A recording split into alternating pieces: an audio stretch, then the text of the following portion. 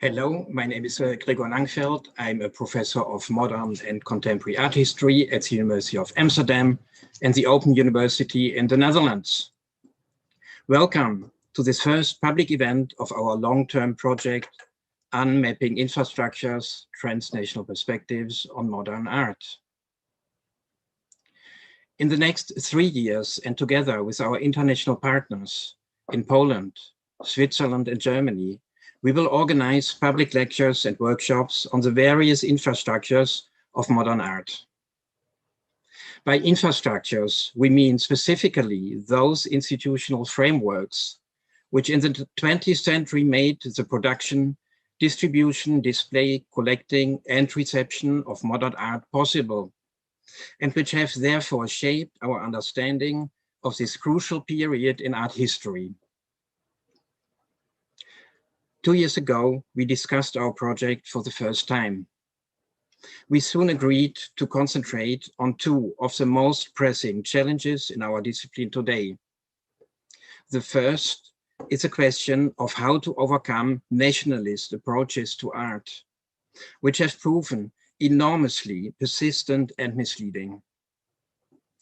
The second is how we might depart from Eurocentric perspectives in order to map out alternative histories of 20th century art. Taking the aforementioned infrastructures as a focal point, the project will explore these issues in depth, with the aim of establishing a new, transnational, and more inclusive vision of modern art and modernism.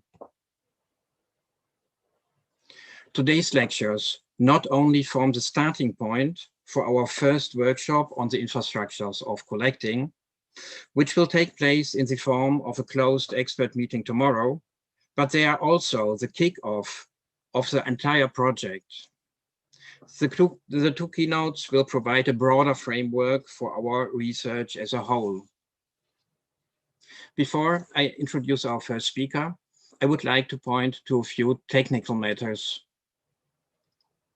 The two lectures will be followed by a discussion led by my colleague and co-organizer of the event, Rachel Esner, Associate Professor of Modern and Contemporary Art here at the University of Amsterdam.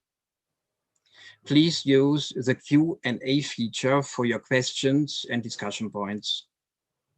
You can pose these already during the first lecture, but they will be answered after the second keynote. Our first speaker, Partha, is Professor Emeritus of Art History at the University of Sussex. His contributions on global modernism and the concept of center-periphery have been highly influential. He has also published extensively about modern Indian art and its reception, such as his book, The Triumph of Modernism, India's Artists and the Avant-Garde 1922 to 1947, among other publications. Professor Mitter, we are so glad to have you here today. You can share your screen now. Please click on the share button below your screen. Yes. The floor is yours. Thank you very much, Gregor, and thank you very much for inviting me. It's a great pleasure, Rachel and Gregor. I'm really, truly honored. Okay, so let's start by, thinking about decolonizing modernism, of course, which has become a buzzword. Now, if I may paraphrase, the main objectives of our conference today, we aim to integrate the complex relationship between cultural institutions and the act of collecting. The debate is set against the backdrop of a transcultural perspective that the globalization of art has given rise to. Now, the organizers are acutely conscious of the forgotten margins of history associated with European expansion overseas, culminating in the rise of a global colonial order. This is reflected in the world dominance of the modernist canon. Since the 1970s, postmodern and other radical art historians have engaged in challenging the triumphalism of modernist art, such as questioning the originality of the avant-garde. This has undoubtedly brought about a revolution in our thinking, but where I would suggest they fall short is in their inability to confer agency to non-Western artists. They don't do that. How much do we know about the iconic figures from outside the West, such as the Sudanese painter Ibrahim El-Salahi or the surrealist Wilfredo Lam? The process of restitution has begun with a major exhibition of El-Salahi at Tate Modern in 2013. Can I have the first? It's there on the screen. That's El-Salahi. And that of Lam in 2016 at the Centre Pompidou. Next one, how do I? Yeah, lovely. A landmark exhibition, Surrealism Beyond Borders, jointly organized by the Metropolitan Museum of Art in New York and the Tate Modern in London, that aims to decolonize surrealism, is to open in the new year. These are unquestioned milestones, and institutions are indeed changing.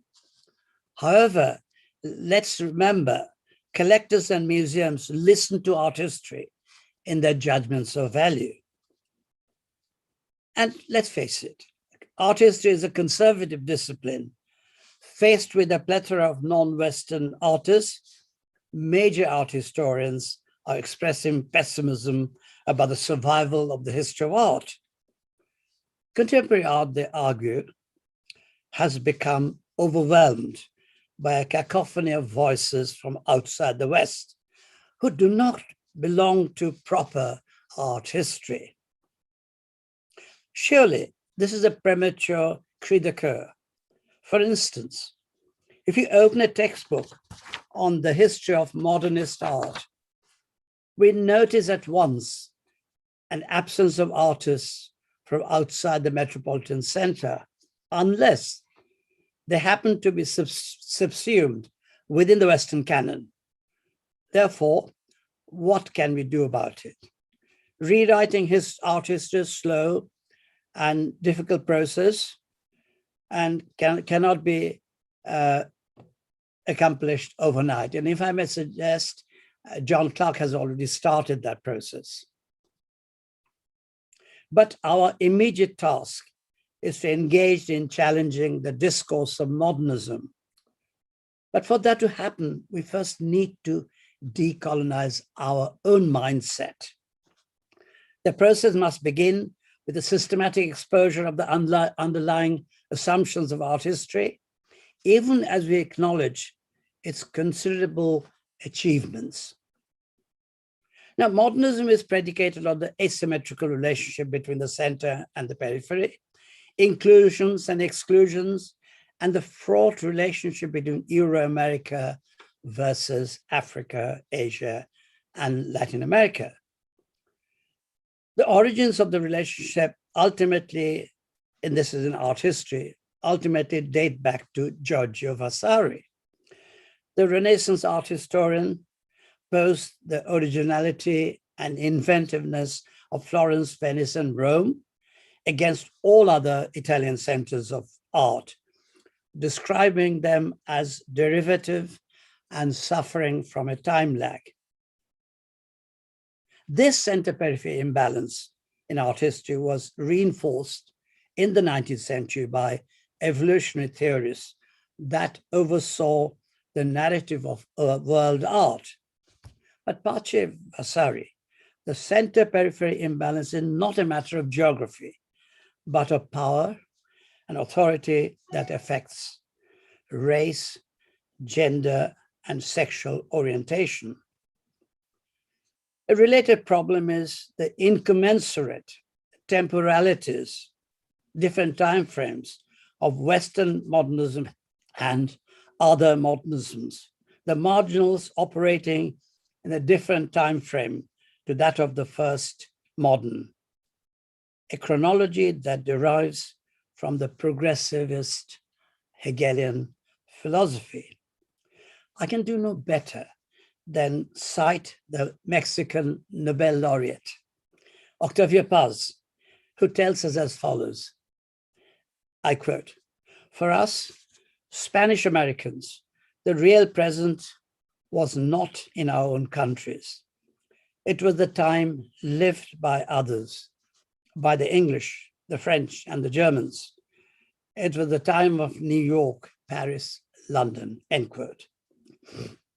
Colonialism created the difference between modernism of the metropolis and other modernisms as categories of derivativeness and always trying to catch up.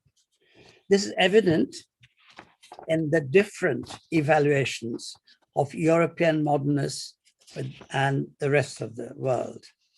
Let me take two examples. Next image, please. Picasso's appropriations of African art are dismissed as accidental affinities. You see here, he was using African mask as his kind of self-portrait. And the next, please. And Indian painter Gagana Tagore's use of the syntax of Cubism is considered to be a cheap imitation. And quote, and here I quote an English critic, Picasso wasn't diminished by borrowing African art, but the Indian painter's feeble imitation was weak as art and un-Indian, and moreover had an air of trivial irrelevance.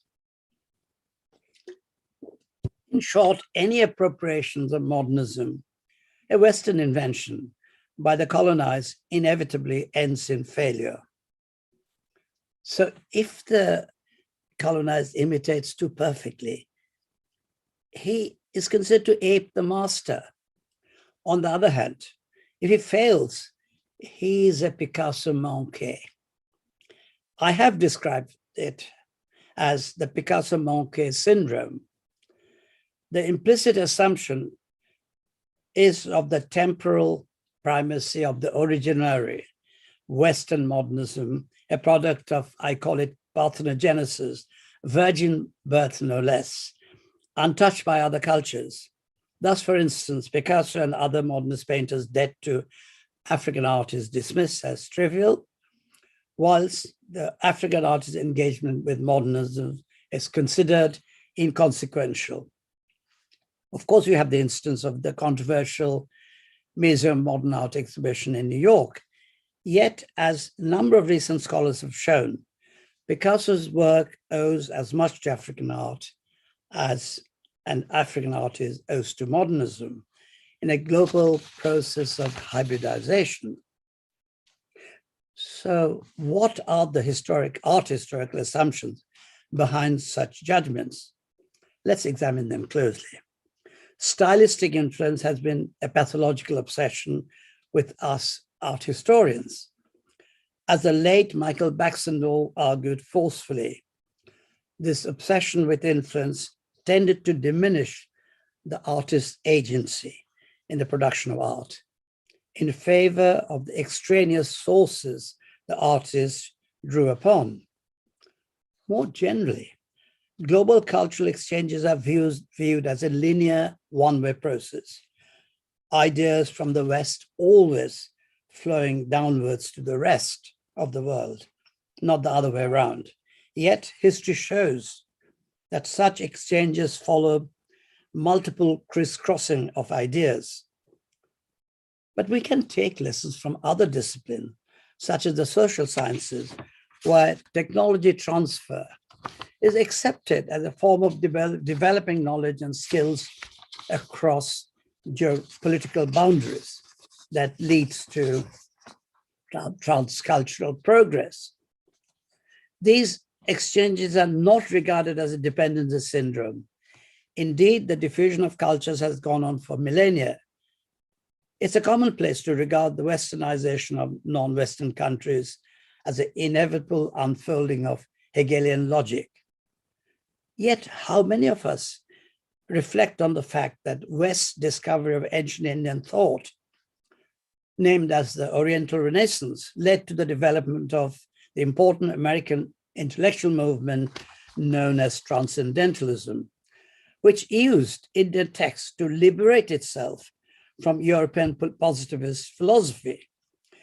My point here is that such cross-cultural exchanges lie at the very heart of global modernity. So how do we proceed with the task of global decolonization?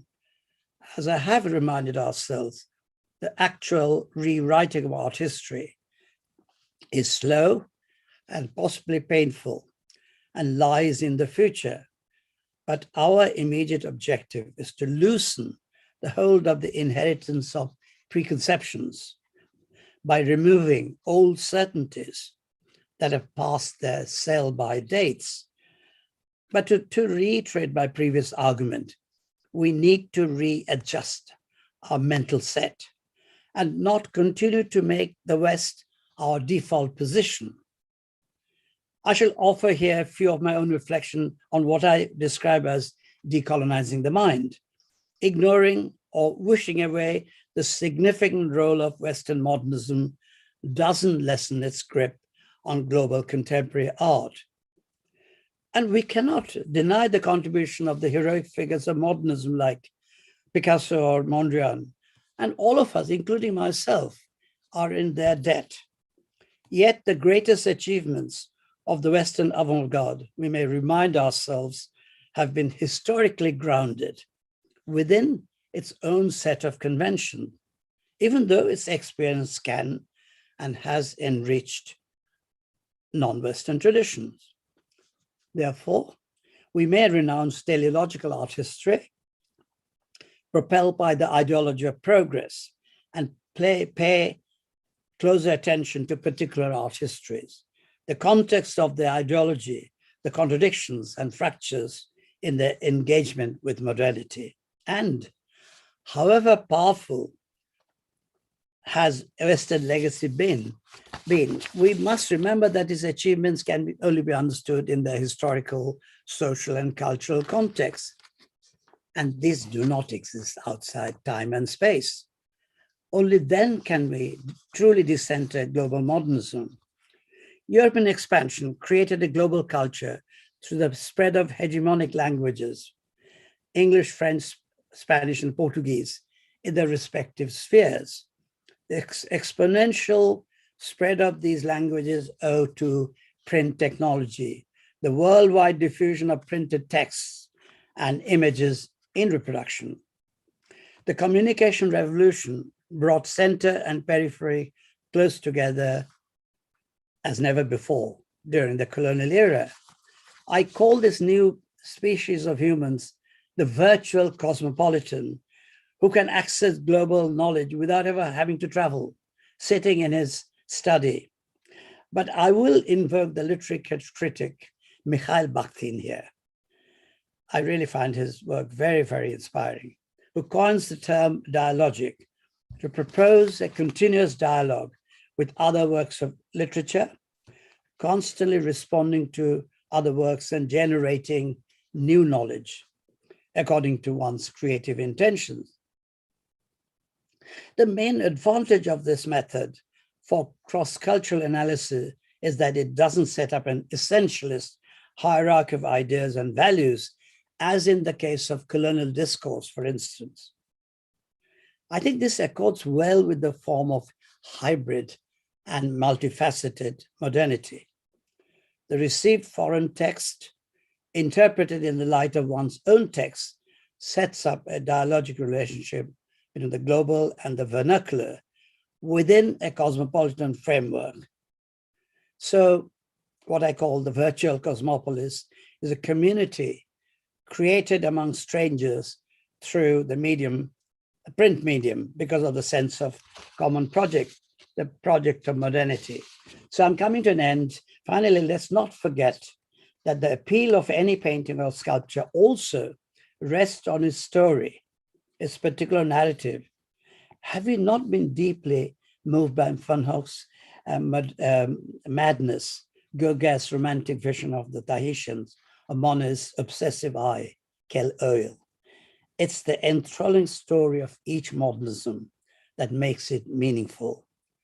A work of art may appeal to an untutored viewer in André Malraux's sense of museum without walls, but this appeal is ultimately on a simpler level, because one cannot go very far with intuition. A sound appreciation of any artistic achievement rests on a knowledge of his cultural and social backgrounds, as well as the motivation behind such works of art. That's because these are culture documents that illuminate the context.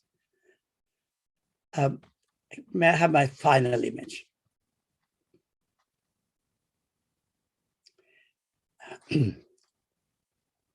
There are similar fascinating stories in other modernist traditions, yet how much do we know about them? I may just evoke the name of the visionary Sudanese painter, Ibrahim El-Salahi. He actually lives in Oxford, very close to where I am.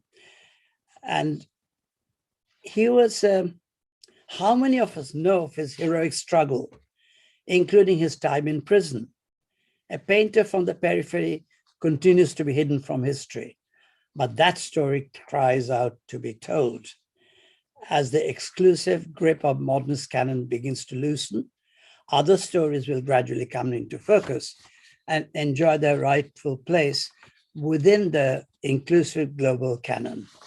So to conclude, it's the multiple local possibilities that illuminate the global process of modernity more effectively than a grand globalizing narrative, which is more likely than not to perpetuate power play and exclusive visibility. Thank you. Thank you so much for your wonderful presentation. I'm looking forward to the discussion later on. As I told earlier, the public can pose questions in the Q&A already, but we will answer them after our second keynote of today by John Clark. John Clark is an eminent scholar of Asian art. He's Professor Emeritus in Art History at the University of Sydney and has published extensively on the topic. His book, Asian Modernities, Chinese and Thai Art of the 1980s and 1990s, won the Best Art Book Prize in 2011. His most recent books are the two volumes, The Asian Modern, 1850s to 1990s, which were published last year. His Contemporary Asian Art at Biennials will be published very soon. Professor Clark, thank you so much for being here with us, all the way from Sydney. This is why we started at that time. So it's fantastic that you are here. You can share your screen now and start your lecture. Right, let's get that out of the way, shall we? Get that going. Share screen. And yeah, it's on the bottom. And then we go back. Yeah. That one straight away. Yes, we see it.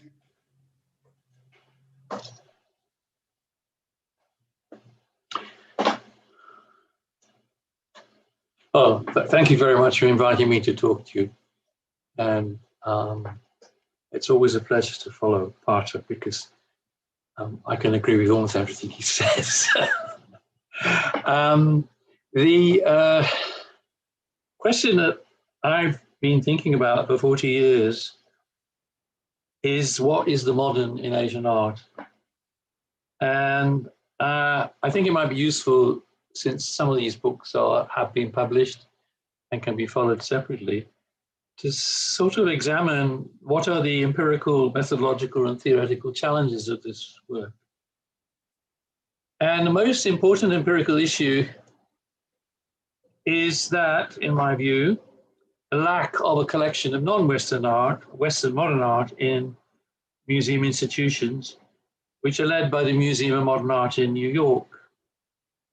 This is probably the first work they ever bought by an Asian modern artist living in Asia. There are some by some of the artists like Alakar, Shusaku and so forth, who became American, but this is the first work which is actually brought in from outside, as far as I've been able to establish. Although some of you will be art historians, will be professionally interested to know, and the museum colleagues among you, that the online archive of the Museum of Modern Art in New York does not say when the work was acquired. It says when it was first exhibited in this case. And this was first exhibited in 1998, but probably was done by Jampeli, an artist I've written about, in 1997. And the purchase was preceded by a visit to China by a MoMA curator. So the lack of the intent to collect works, and thus the absence of the works themselves, means that simply explaining curators and their publics the range and importance of such works has always been an uphill task until the last 10 years or so, which has been imposed on researchers of modern Asian art in what I'm going to call Euro-America, to avoid having to say there's the West and the East. In Euro-America, until the 1980s, it was an attitude as brutally simple as institutionalized ignorance. Now, since museum curators and independent curators, biennale curators and so forth think of themselves as inclusivist, we have to continually remind ourselves that works do not end up in museums until they've decided to include them. The second set of challenges comes with an ostensibly discourse opening exhibitions, which tried methodologically, almost programmatically, to show contemporary art from Asian countries alongside their North American and European counterparts. Of course, this falls outside the period of this conference, but we are dealing with a certain historical drag from the past, which was always there, and therefore I'm kind of doing a bit of archaeology. Among these exhibitions was Musiciens de la Terre, where the late Huang Yongping showed this piece, and Cities on the Move on the right. With Musiciens de la Terre, we have to remind ourselves, was 1989, and Cities on the Move was in 1997. Please tell me the date of the exhibition every time you mention it, because otherwise we don't quite realize that there are 10 years between these two positions. And those 10 years were of some importance, because after Musiciens de la Terre, suddenly the field changed. And Venice Biennales, Documenta, and other biennales arrived with categories into which modern Asian art could be fitted. And they also left out other biennales as well, because the first people to exhibit modern Asian art were actually Australians. And actually at the very first Sydney Biennale, this work we see by Afandi, the Indonesian oil painter. So the interest in modern Asian art, in modernity outside Euro-America, let us say, is very often to do with institutional trajectories, to do with the life histories of curators and their personal interests. I'm putting that politely, of course. Whilst these sorts of exhibitions, like the Sydney Biennale, for example, and only in the second Biennale, there was also significant Asian artwork, by the way, from Japan, did not lead to collection acquisitions, really, except for a work which later found itself way into the National Gallery in Canberra, the Fogwork piece. There was acquisition made by the Asia-Pacific Triennale of Contemporary Art, which started in Brisbane in 1993, and for which this Biennale in Sydney was in many ways a precursor, a forward example. They required that the collecting institutions, and the APT has always collected art, the work of the art that has been exhibited, require new strategies for inclusion. And I'm not always in agreement with their strategies, but I would like you to observe that those catalogues are important because they establish what art is being produced in parts of Asia, which is regarded as modern from an Australian, at least, point of view. These exhibitions opened up new juxtapositions, but they had a lot of work to accomplish on the ideological or theoretical plane.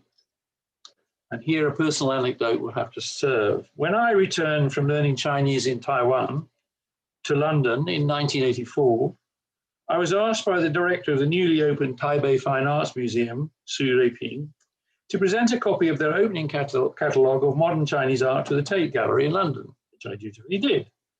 It was received, and this is before Tate Modern, so this is when the body was responsible for all modern art. It was received by the curatorial board member for international art, if I remember correctly, with the comment, "I don't want to be rude, but it all looks rather derivative to me." And this meant, this was all before the establishment of the Tate Modern and the reserving of British art to the Tate Britain. And we then subsequently see a whole range of exhibitions in the north of England, particularly in Liverpool, showing Japanese and Chinese art, and finally in 2010, Namjoon Pike. And perhaps the ultimate compliment paid to this area of study is the establishment of the Hyundai Research Centre at the Tate in 2019. But you might think that this is a grand thing to have done, but in fact it's actually too little, too late.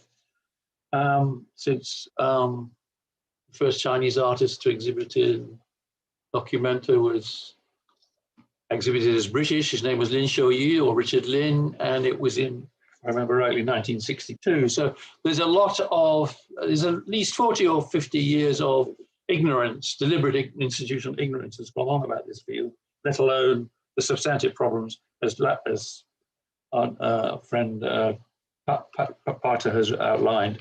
There's the substantive problems of what is modern art outside Euro-America as such. And then we have a whole series of exhibitions in various parts of England and France, particularly about the French avant-garde.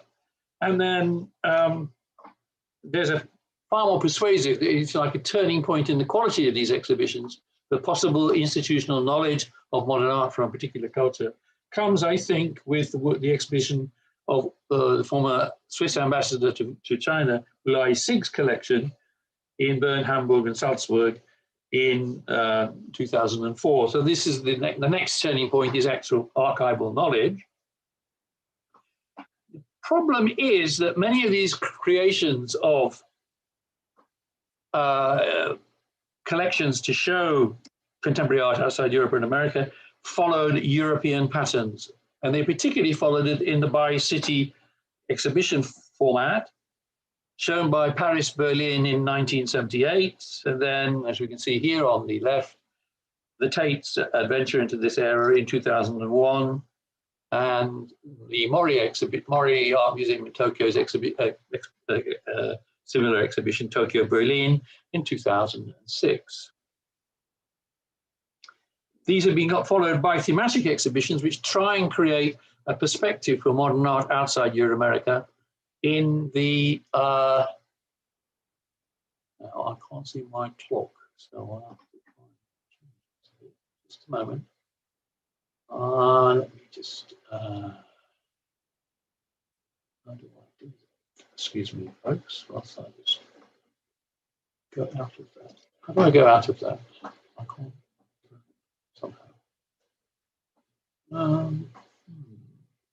Yeah. Sorry, forgive me, I just realized I couldn't time myself. I don't have a watch, as it happens.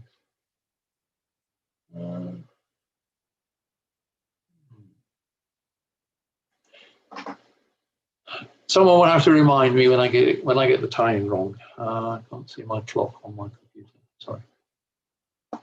Right, so we're back now at the bi-city exhibitions which took place in Europe in the early 2000s and also in Japan, and followed by thematic exhibitions organized around topics like Asian Cubism in 2005 or realism in Asian art in 2010. These are important exhibitions because they're our attempt to use that European measuring device, what we think is the line of modernism, on bodies of work which are indubitably Asian. And the problem, as Partha has already admitted, is the pervasiveness of the nation and its subjection to binary constructions in a space which includes Asia, and usually on an implacably retrogressive east-west dimension. This is a far more fundamental problem than can be easily seen through. In its various guises, it is roots deep in Euro-American imperialism since the 18th century. This is very often an Enlightenment problem as much as a 19th century high wave of capitalist imperialism problem. It's a long-seated issue, why we divide the world in this way. And of course, given a somewhat interim, temporary, and in its own way timely, but in the end unsatisfactory critique by Said in his book Orientalism, 1979. But these critiques of Orientalism were particularly inept at handling the complexity of diasporic honorary sojourners, artists who leave their country, who might choose to become citizens of old imperial homelands or of new settler or decolonized cultures. For all the praise of hybridity, the cultures from which diasporic artists have carried affiliations, which reception cultures often badged as authentic, and which allow the artist's privilege or privileged critical status in the cultures to which they move. Getting one's work noticed in the world, which may not be sympathetic to art as such, is a requirement for artists before they're renowned. And the stylistic mode or ideological position of the artist to slip between cultures often emphasizes conceptual or formal origins in one culture for display or attraction in another. I'm now going to slightly abbreviate my paper and move to looking at 3 case studies of problematic fields, which may help make some of these issues more clear.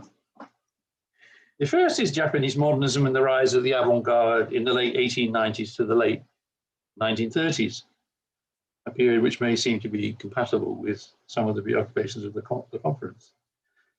This very complicated art world developed with an extraordinary speed. There was a plethora of small elite art societies from the 1880s and 1890s, I list up these features, to be found in the secondary literature in English, now largely. A burgeoning art publication industry from the foundation of Kokka, the Flower of the Nation in 1889, and Bijutsu Shimpo, Art News from 1902. The formation of a national art salon with both Western style and Japanese style painting sections by the Ministry of Education, Bunten, in 1907. The opening of the Nikkakai, the second section society, in 1914, in opposition to this salon, and a whole coterie of manifesto-based, short-lived radical groups linked to a modernizing literary and intellectual milieu from about 1912. These published innovative little magazines, some of them are of these from a long period from 20s to the 30s are shown on the screen. And it shows you that the audience for modern art in Japan was really able to appreciate lots of devices which would have seemed innovative or radical in the European context even. The history of Japanese modern art already before World War I possessed the institutional framework, and here is an important series of classifications, an institutional framework of establishment, counter-establishment, and avant-garde, all of which we can debate, which had changed their structure, membership, and units over time. This structure, this tripartite structure, skipped.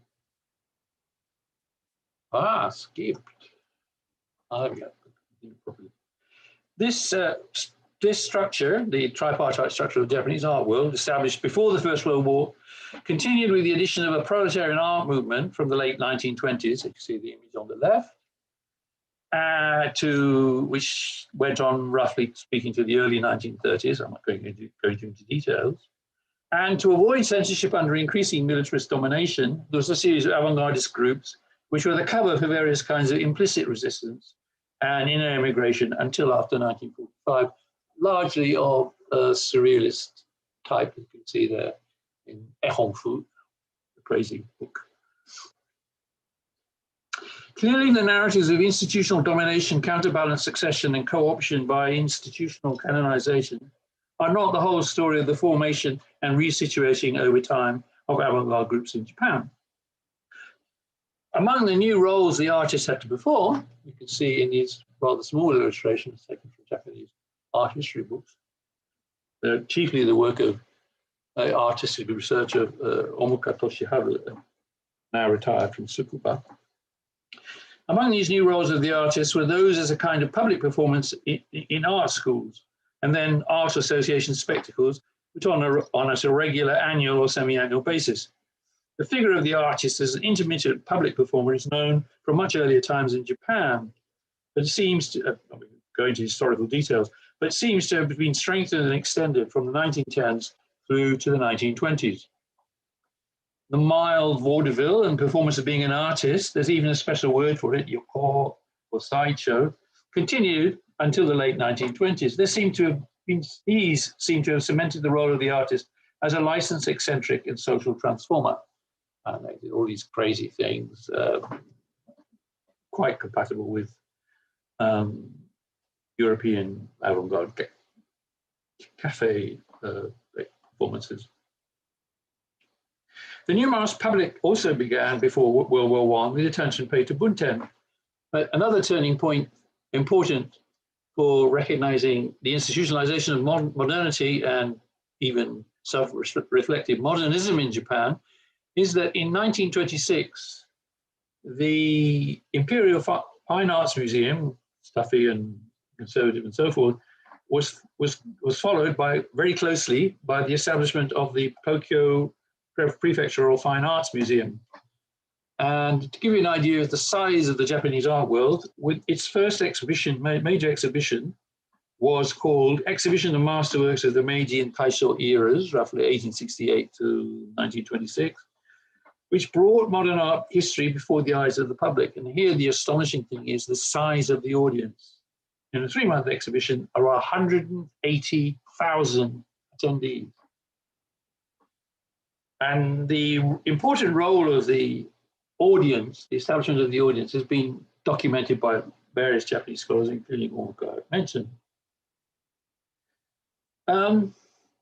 So what do we know about the audiences? Well, we know a little bit, but alarmingly modernist, as you can see with these two illustrations from 1931 and 1932, respectively. There were new exhibitions and new institutional structures. These new structures and forms could, by various constructions, be seen as reflecting everyday life, or be the result of critical interventions in the understanding of art forms, which reflected everyday life, with the rise of professional art critics. And one just has to pinch yourself all the time to remember how advanced Japanese graphic industry was by the early pre-First World War period. They had offset lithography in 1914, polychrome flat plate HB process in 1920, 3 colored half-tone plates for women's magazines in 1934, circulation 1,200,000 per week. And these advances of mass printing spread into graphic magazines, where readers became acquainted with the mixed juxtaposition of images in interpreting everyday life. As you can see here, 2 of the kinds of images that appeared. One is as a kind of photographic narrative, and the other is a collage narrative on the right. And that style you can see on the right, where it seems to tell a story, but through the means of the collaging of imagery, spread into Japanese militarist propaganda. There's no barrier between the right and the left in the terms of this use of imagery. In particular, the famous propaganda magazines Nippon from 1934 and the War One Front from 1941, examined by our colleague in America, Jennifer Weisenfeld. So when we talk about modernism in certain cultures, this is the first book of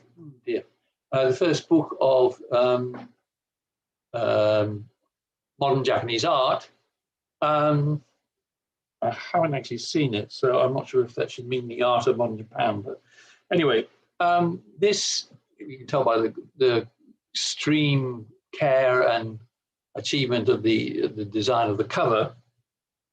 By the early 1930s, people were really very, very conscious of modernity as being something which was culturally specific to Japan, rather than just simply an importation, although some critics chose the notion of importation as a way of criticizing aspects of modernism, which they themselves felt ideologically opposed to, but that's just a side story. So there we are, a very strong trajectory of modernism in Japan with very strong institutional base, all of it very detailed, studied in great detail by certain scholars, and that's all available. I've given the bibliography in my notes. But what happens if you ignore something?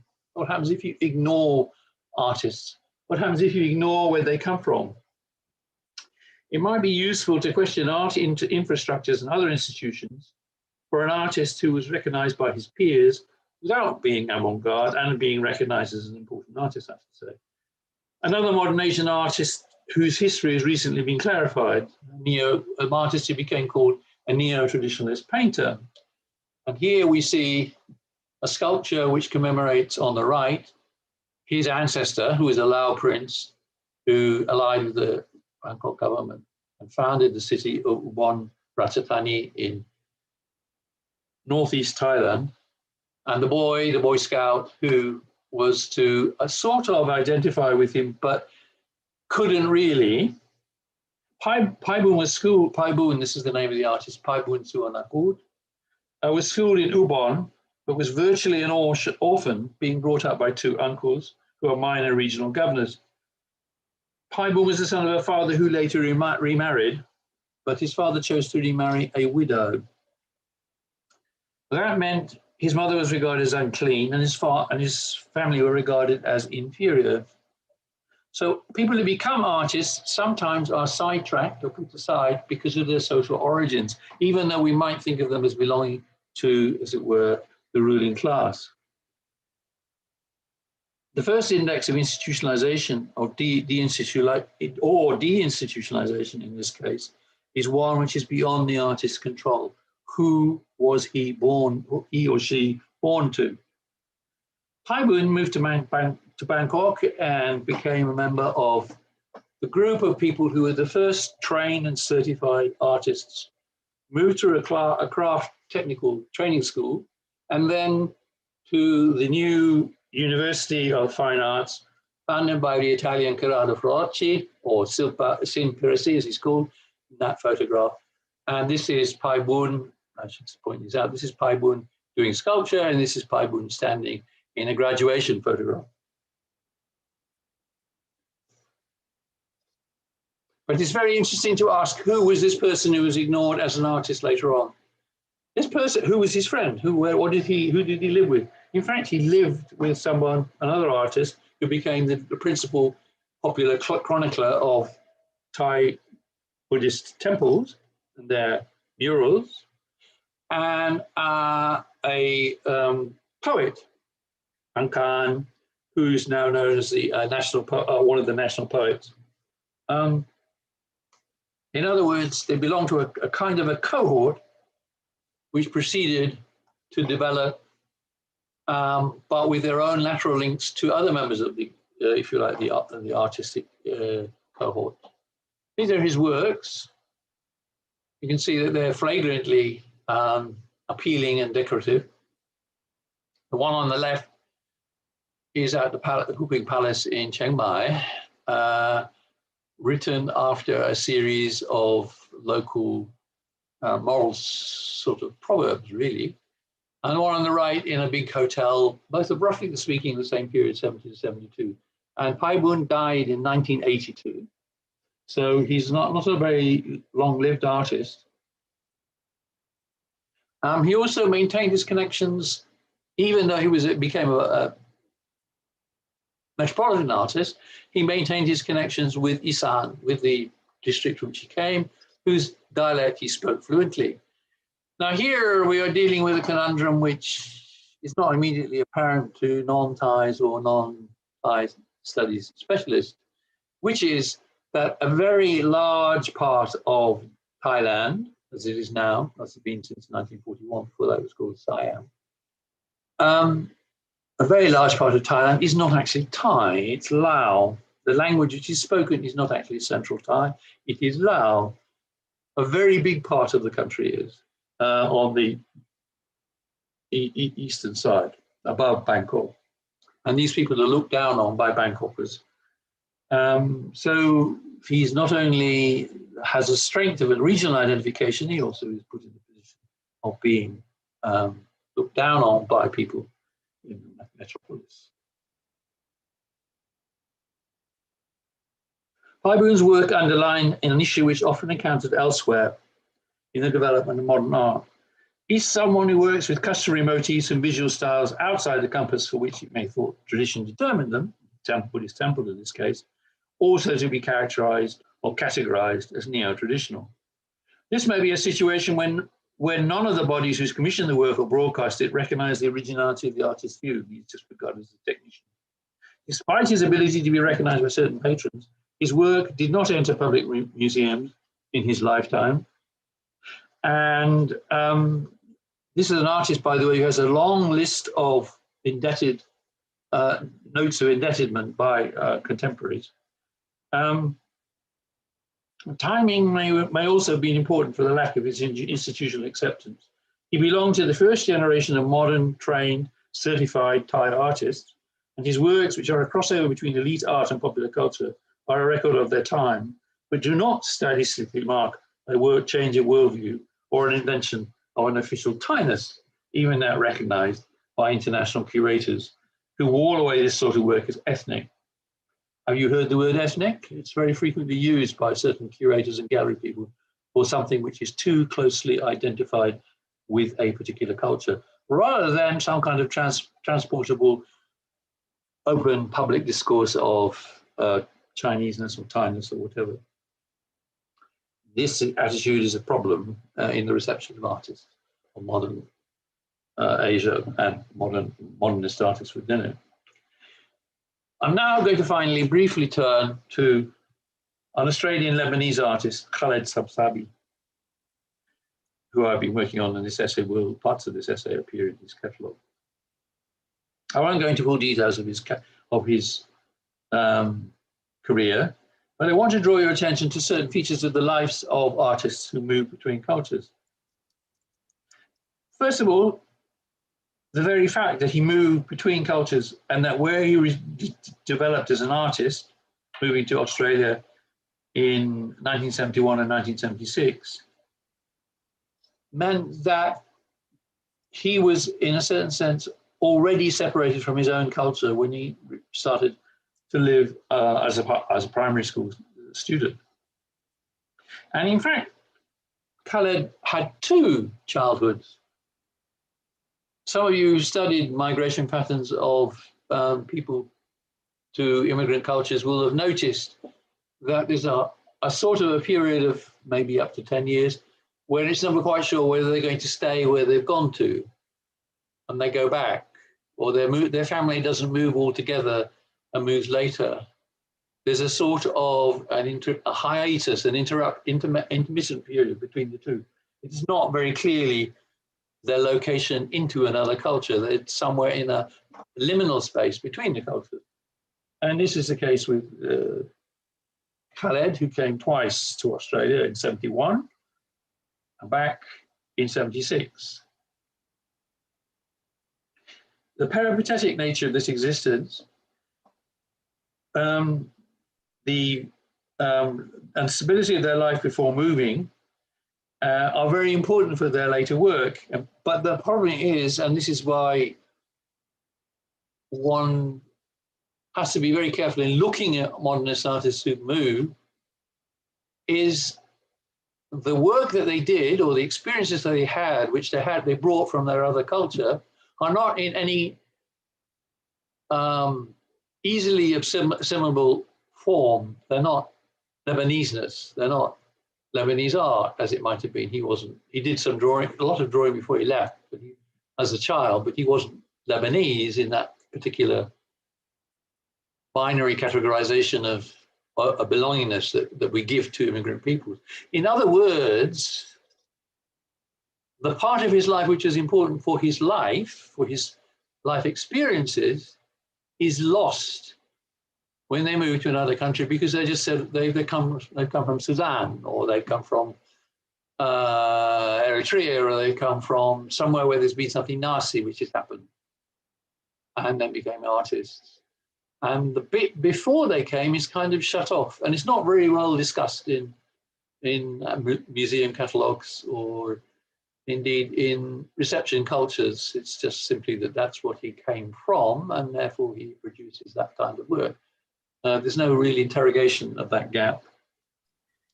And in Khaled's case, he also yes. We need to ask you to round up a little bit now. I am going to round up now. Okay, well, we'll finish on the last two slides. I'll pass over these two. That's one of the earliest installation works. But the antithesis, if you like, the contrast between his work can be shown when he becomes a video artist, and he follows two directions. One is he uses very still cameras to record Islamic ceremonies, and he's a Sufi, so he has a Sufi association with a Sufi group in Sydney, which you see there on the left. Doesn't move the camera. It's almost the opposite of Chin Min Ha. He doesn't overtalk. He just simply looks and positions. And the second kind of attribute, if you like, following through, is to show the soccer crowds in Western Sydney, where he lived and worked as a community worker for 15 years, in all their vigorous and violent nastiness, I think we'd have to say. And this is a still from a recently exhibited video piece. This is not in Beirut, this is in Western Sydney. This crowd engages in shouting and ritual abuse of the enemy through hand gestures and so forth, which you can see the violence of that there. At which point we'll have to end. Thank you. I'm sorry I lost my call.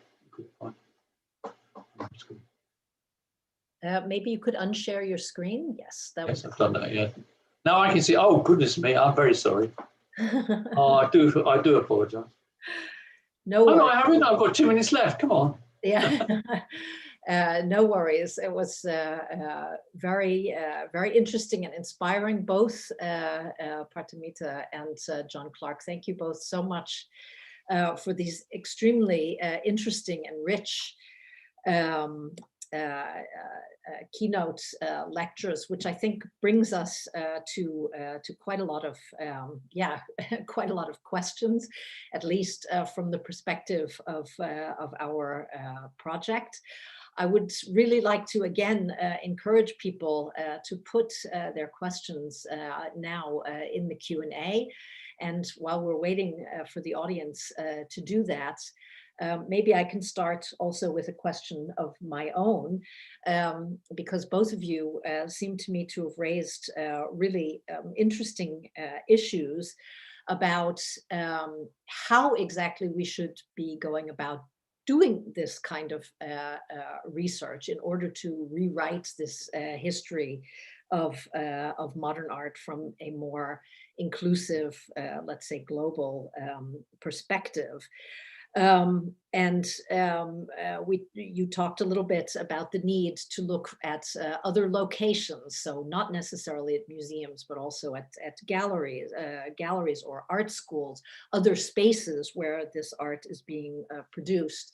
John, you also mentioned not looking so much at painting and sculpture, but also expanding our definition of what we mean by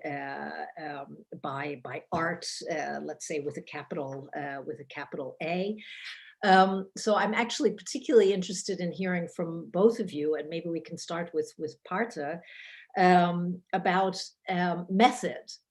what is the way that we should be thinking about doing research that goes beyond the center periphery dichotomy? What are the possibilities? Or should we be doing case studies? Should we be doing thematic research? What would be your advice or your insight into the question of method for expanding the history of modernism? Partha, maybe I can start with you. And me, okay, can you hear me? Yes. Okay, very good. I mean, there are two, I think, issues. First of all, to compliment John again, what you've done is very important. You are recording the narratives, and it's the narratives of those who are the other outside Euro-America. So that's very important. We need, I just mentioned at the end of my talk, that we need these stories. I mean, those give us that meat, as it were, substance to understand what's going on. So that's a very important issue. And John can speak more about on that, to that. Now, but also the important point for me, it's not just enough to rewrite, I mean, start writing. And I've, done this with modern Indian art, but to start to challenge and question. I see, this is my favorite, the underlying assumptions. And I have actually, to some extent, critiqued only in a very positive way, I suppose. I mean, that, I'm also involved with writing about decolonization.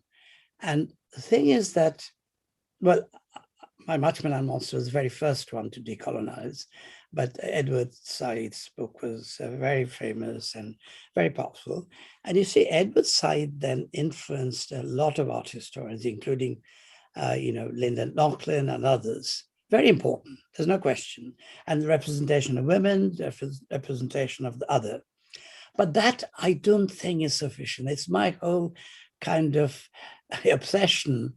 What are the underlying assumptions? I'll give you one example.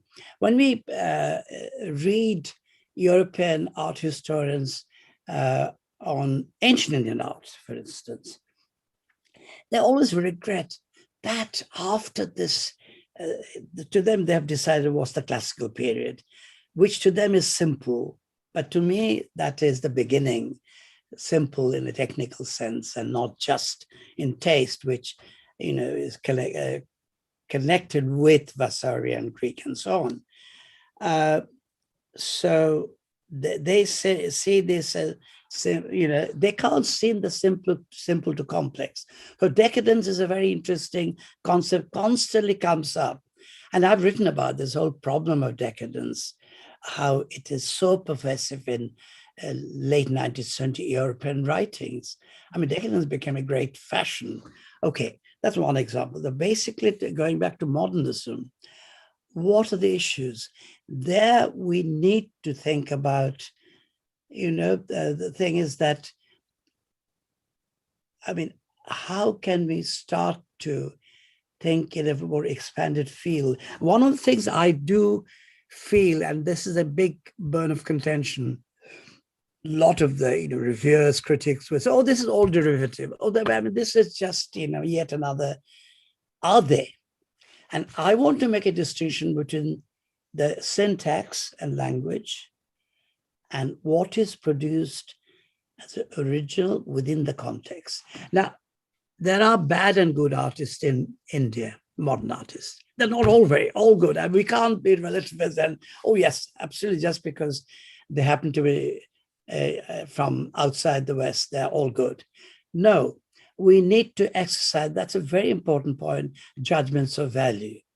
But at the same time, asking ourselves how these people begin to develop ideas by engaging with modernity. I mean, my favorite example, I don't know if you've probably come across it in a number of my writings, Jamini Roy, a very important you know, global figure, but not known until, you know, I started, I think, writing in European, you know, debates and so on, bringing him in.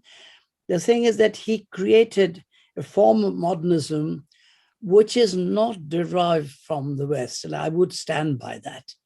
He was, I call it primitivist, in a sense, he goes back to the village. What's interesting is that not influenced, but parallels with, you know, Hausenstein, Karl Einstein, and the whole communist left wing, the idea of the, you know, collective idea of art, the community. And Roy spoke so much about the community, but his the movement was with Calcutta and 50 miles to his own hometown, and he had never gone outside. He had never engaged. He actually was very austere. So I give him as an example. I'm not going to say who are the bad artists. That would be too dangerous. But do you see? So we have to think of the language and how it's developed within a context.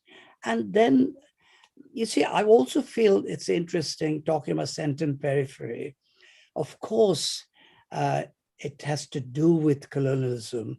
And that's something which is now, I'm glad, going on, trying to pick out all the different facets of colonialism that have been used in a kind of dominant canon, you see. So these are important. But, you know, marginal or periphery doesn't only belong to the colonized. I mean, think of Australia, Sidney Nolan. How many people ever in Europe or America look at his paintings and think, oh, this is one of the major modernists?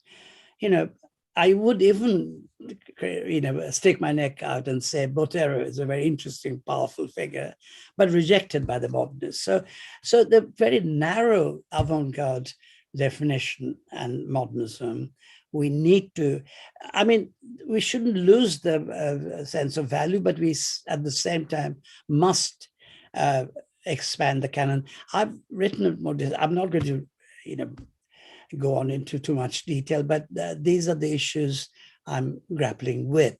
And this is true of Scandinavia. A lot of very important figures not known. Hilma af Klint is my favorite, and yet she's not known outside. Even my Indian friend in Sweden, who is half Swedish now, said, oh, she's a terrible, you know, awful painter and so on. It's just been shown. I said, no, you have to think about it. So anyway, I'll stop. Well, I think the last bit of your question there raises the question of quality, and we've talked a little bit about the question of derivation and so on. Those are the kind of categories which we're definitely trying to extinguish, I think, here. Maybe I can look in the chat and see that there's a question also to John Clark from Andrea Meyer. You've stressed the issue of institutional ignorance. Today, the influence of private collectors is growing. They open their own museums, etc. How do you assess the effect of this shift for the perception of Asian art? So moving away from institutional ignorance to the power of collectors specifically. Well, collectors are a fun game, aren't they? Sometimes they really know what they're looking at, and they're part of a scene as it develops.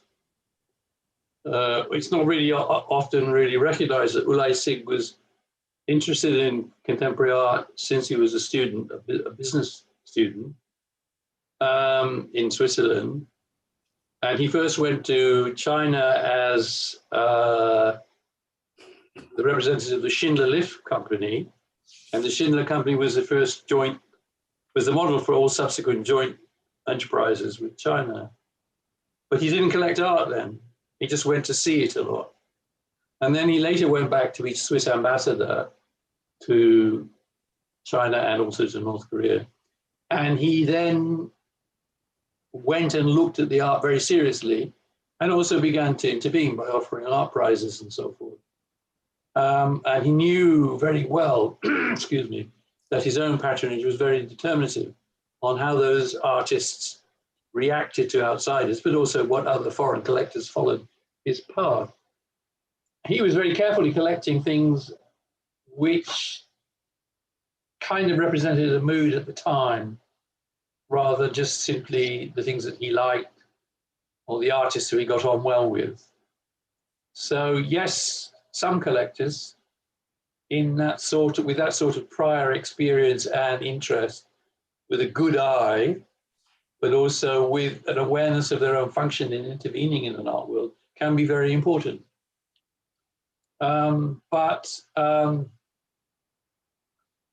The spectacularization of museum culture, the grandiose buildings which now litter the front central areas of many Euro-American cities and are filled as a kind of spectacle pleasure dome for the population as a whole, whilst having their, if you like, democratic or demotic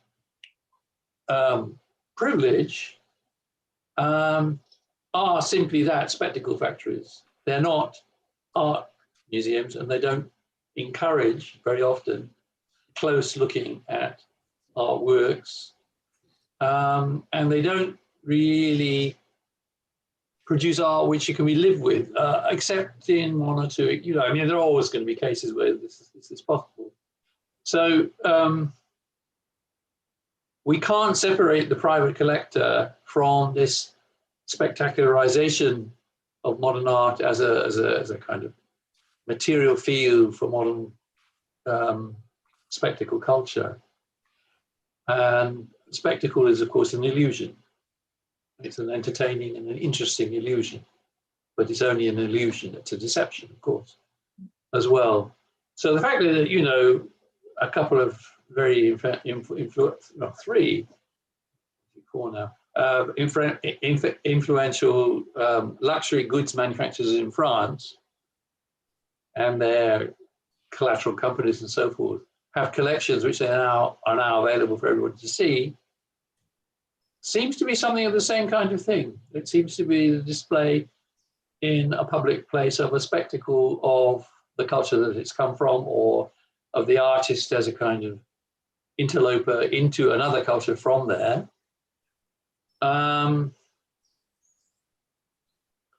It's very difficult to think of these large collections as historical.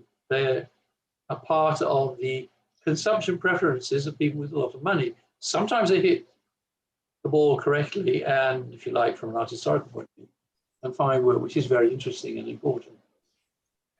Sometimes the artist colludes with this kind of self-discovery and trots out three versions of the same work, having sold one to the famous curator or collection. So there's a lot of slippery and not easily analyzed and not easily liked aspects to this role of collectors. I don't think collectors should be given any mercy. After all, they're highly advantaged with regard to artworks and to the lives of art workers who create artworks. And artists sometimes are very, very badly treated, even famous artists. I won't give the name, but one of the artists who was exhibited in the Ullens collection retrospective on the artists from the 1980s in Beijing. I was there in 2007, something like that. Became quite apoplectic by the way his work was exhibited, but also by the fact that he and all the other artists who made great effort to provide this work for this exhibition were not invited to any social events or dinners by the museum authorities, which included some very distinguished French cultural eminences. Why not invite the artists? They did the work, they made it. So very often they took the risk, but they don't involve them. They're kind of a performing figure somewhere over there. So, it's not there isn't very much difference between this kind of world of these large collections and the 18th century world about, you know, the swamp man, the minor aristocrat who wants the king to give him money to drain his swamp. Yeah. And has to negotiate. And the film is called Ridicule. We only have a few more minutes, and I'd like to pose a couple of more questions. Sorry, I'm sorry, I get carried away. No worries. I think you gave a very interesting answer to the question that Andrea answered, and I like the idea of collectors get no mercy. I think that's give them no mercy. I'd like to ask a question that was posed by an audience member, Bärbel Küster. It's again for you, Partha. Bärbel writes, I deeply admire your texts on diverse and especially Indian modernisms. As for El-Salahi and other painters from African countries, a lot of research has been done, which shows that the current discussion has dived deeply into research on the circumstances of their artistic production. So I think still after Salah Hassan's contributions and others, a lot of research has to be done. One of his theses are that especially for African modernism, a national perspective is extremely important while regaining local traditions and in the same time dealing with European modernism. A diversification of modernism is since about 20 years underway. Which infrastructures, and that's of course important for our project, do you think are the most important for that historical research perspective, and which are important in which place? Are there differences? So in other words, depending on the object of your research, which of the many infrastructures that we've talked about, such as museums or collectors or critics, would be, in your opinion, the most fruitful to take as, let's say, the way in to looking into the issue of African modernism? I think that's particularly Bärbel's interest. Thank you. Well, again, to say that visibility is very important, and certain institutions have been very important in allowing that kind of visibility, conferring. I mean, I'm thinking again as the Haus der Kunst in Munich, and I mean, Ökü Enverso did very important work. That was progress. I mean, and there are other exhibitions very important to make the public aware, but for research, there are more complex issues. I mean, I think you have to look both ways in the country itself, how much there is, and systematically documenting them. But we are thinking about these things globally. We can't. Is it some of the artists outside the West, let's say, often say that, oh, we don't care, we can go our own way. This is not possible. I mean, we are all in it together, and the West or Euro-America had a very powerful dominant influence. The main point is to try to, reduce, diminish, and ultimately eliminate that kind of undue influence. So all the institutions can be important in this museum. So of course, displaying, and that's happening to some extent, I know, but a long way to go. Collectors are important. I'm not sure again, absolutely, but they do follow, I would say, taste. I mean, there are two kinds of collection. One is the cabinet of curiosity, and we're not talking about that. The other collection is aesthetic collection. So how do they decide? So there again, I'm afraid we come back to the whole rules of art history, which have been so powerful, so conservative, and haven't moved with the times. So all this, museums, art institutions, but also art history. That is an institution, and it's a big thing all over Europe or around the world. So I think we have to approach it with three in 3 prongs. I won't go any further. Let's say short answer, long. Well, maybe you could continue on this question, because it is a methodological question. There's a lot there. I mean, I would very much like to. And this one relates to your work on on center and periphery. You've mentioned that this concept needs to be overcome due to the spatial hierarchization that it implies. But one of the participants asks whether there isn't a possible critical potential in this dualism of center and periphery. Would it, for example, be helpful to examine in a historical perspective how artists / critics / curators themselves have constructed these hierarchies between center and periphery in order to gain a critical perspective on the sometimes strategic use and the historical construction of this art historical concept? So in your mind, I think that you would like us to overcome this differentiation, or to at least attempt that. But is it possible to actually put this to use in some way, this dualism? Yes, absolutely, I agree. And there again, something was raised, the binary system which John mentioned about El-Salahi. I think that was very important, and he inspired a lot of things. There is that limitation that you see it all in terms of, either black and white or the us versus them. I think we can engage with center periphery issue by certainly being critical, and it's that dominating knowledge that needs to be gradually, it's just by, I personally feel, just by critique again. I mean, not by rejecting, but using it, positively and productively. Lots there. And I must say, I mean, I owe a lot of this to art history. Of course, my teacher was Ernst Gombrich, one of the great inspiring figures for me. I learned from him. But he was different. He was a European art historian. He actually wasn't able to see the problem of the periphery or the other. And he agreed, and he was a very interesting, self-questioning person. But his method inspired me. So I went beyond that. And in my own interest was totally, it's a very fecund, it's very productive relationship. A lot of freedom to create my own things, but with that kind of thing. So yes, absolutely. I wouldn't rule, I don't believe in this kind of extreme acceptance, rejection. We need to work on this because it's a massive history behind it.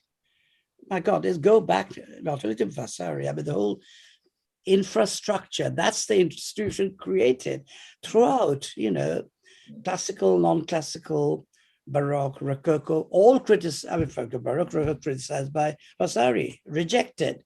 Then German art rejected, Gothic, as barbaric.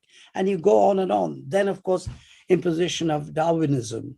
Then you have the whole world on a kind of scale with this kind of implicit hierarchy. Needn't be. Now, I'm just saying this because I haven't got full answer. I mean, I am talking and with, really speaking of varied people, not only spatial, but temporal problem, the first and the next, and with a number of people I can name, for instance, Keith Moxie is very important in temporalities and so on. We need to begin to examine their nature, and only then can we create new forms. I'd like to, as maybe perhaps the very last question, unfortunately, there are more questions in the chat, but we don't have time to answer all of them. I would like, however, to pose one from one of our listeners who is in Brazil. Thank you very much for this question. Chris writes, thanks for the excellent talks. I'm joining in from Brazil and talking from a Latin American perspective, which is my field of research. Do Partha and John think that having now indigenous artists and works of art, women artists, Black artists as part of regional canons and collections, as a result of, is that a result of decolonial narratives? Is it really changing the canon and decolonizing collections, or is it feeding the market hunger for novelties and a new fashion? And I'm not sure which one of you would like to. Shall I start with it? Because I have a very personal thing with Brazil. May I also say that Descent in Modernism is being translated into Portuguese in Brazil. And I've been in active conversation with various people, Sonia Salzberg, and also someone who lives in Berlin now, Brazilian Rafael Cardoso, who has written a book actually challenging this idea of the elite art. I mean, the art of other people, the ordinary people, the underclass. So yes, one has to be inclusive, but the problem with Brazil, which was raised in my discussions with them, is that language is a problem. Unfortunately, English language, Euro-America, I come to John's point, has a tremendous impact for reasons which is complex. I mean, you can't just, abolish it, but people in Brazil feel deeply about this problem of language, and their voice is not heard. And these are being gradually, aired, but is it, so that's another interesting issue. I don't know what one does with it. Another form is translation and institution, but anyway, so yes, very much so. Yeah, John, maybe you'd like to address that, because you did talk a little bit about the market and the idea of whether we're really actually changing something by making a more inclusive or expanding the canon, or whether it's there might be a slight danger there that what we're instead doing is feeding the market with novelties. Maybe you'd like to address that as the last point. One can never say what the market will think is novel. Mm. That's a condition of markets. Mm.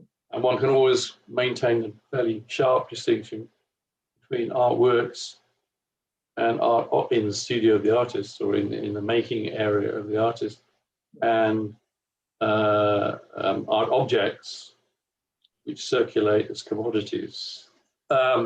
But I don't want to go on, I don't really feel like treading on the territory of collectors, because we know that can become a self-justification for the collector. The issue certainly is linguistic, particularly in the case of Brazil, when the notion of Brazilian as a single language has been challenged by some famous Brazilian writers who have only one translation into English. For example, the book called The Devil to Pay in the Badlands in English. The notion of the sertão, the land where everybody is a bandit and carries strange beliefs which somehow don't meet, and they travel around the countryside terrorizing the savanna desert lands of the interior of Brazil. This is another kind of model for the kinds of spaces into which art is introduced or produced in terms of rituals and ceremonies, which would be a million miles from those of your average urban cruiser. So the thing which is beholden on art historians is how to decompose or deconstruct their own knowledge. And the simplest, most direct and immediate way of doing that is learning two non-European languages and comparing two non-European cultures. And that way you can, even if you're just simply using the old concepts derived from a rather conservative kind of art history, you immediately untangle the whole thing. You can't talk as if October was the site of the revolution anymore. It doesn't work.